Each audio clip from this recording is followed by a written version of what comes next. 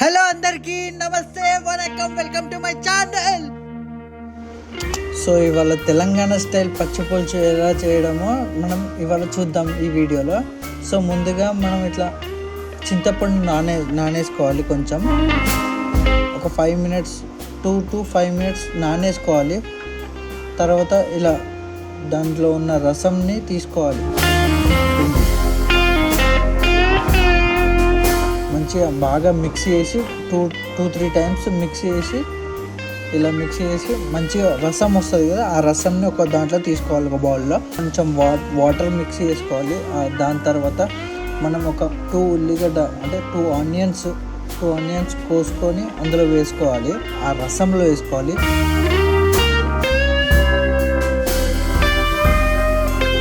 And దాని తర్వాత కొంచెం 2 tablespoon అంత కారం వేసుకోవాలి. కారంతో పాటు ఉప్పు కూడా వేసుకోవాలి. ఉప్పుతో పాటు అల్లం ఎల్లిగడ్డ పేస్ట్ వేసుకోవాలి. సో అది మంచిగా మళ్ళీ మిక్స్ చేసుకోవాలి. చేతితోటి వేయాలి, మళ్ళీ స్పూన్ తోటి గరిటెతోటి చేయొద్దు, ఎందుకంటే టేస్ట్ పోతుంది. సో చేతితోటి చేస్తే ఏంటంటే మంచిగా టేస్ట్ అనేది మంచిగా అన్నిటికీ మిక్స్ అయ్యి బాగా టేస్ట్ అనేది మనకి నోటికి తెలుస్తుంది. అండ్ దాని తర్వాత పక్కన పెట్టేసుకొని ఒక బౌల్ తీసుకొని దాంట్లో నూనె వేసుకొని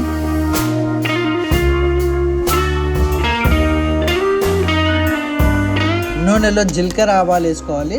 జీలకర్ర ఆవాలు వేసుకున్న తర్వాత ఎండుమిరపకాయలు ఒక 4-5 వేసుకోవాలి.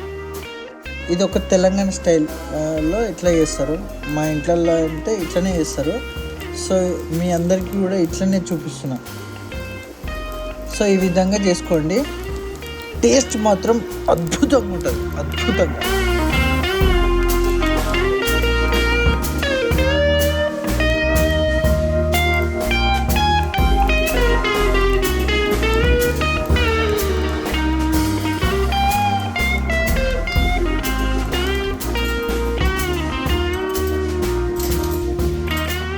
నల్లగా కావాలి, కొంచెం నల్లగా కావాలి.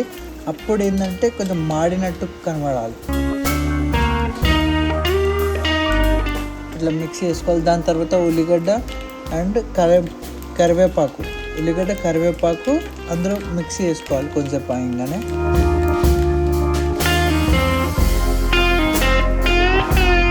ఆ మాడిన తర్వాత కొంచెం పసుపు ఏంటంటే ఫ్లేవర్ యాడ్ అవుతుంది, ఫ్లేవర్ వస్తుంది. పసుపు మెయిన్. పసుపు వేసుకున్నాక కరివేపాకు వేసుకున్నాక ఉల్లిగడ్డ వేసుకున్నాక మిక్స్ చేసుకోవాలి కొంచెం మంచిగా.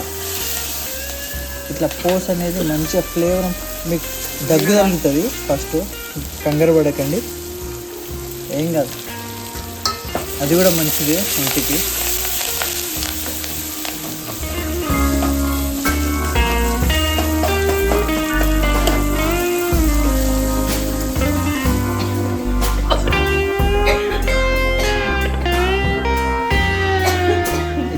పోపు మంచిగా మిక్స్ అయినాక మనం ఆ రసం ఉంది కదా, ఆ రసంని ఈ పోపులో వేసుకోవాలి.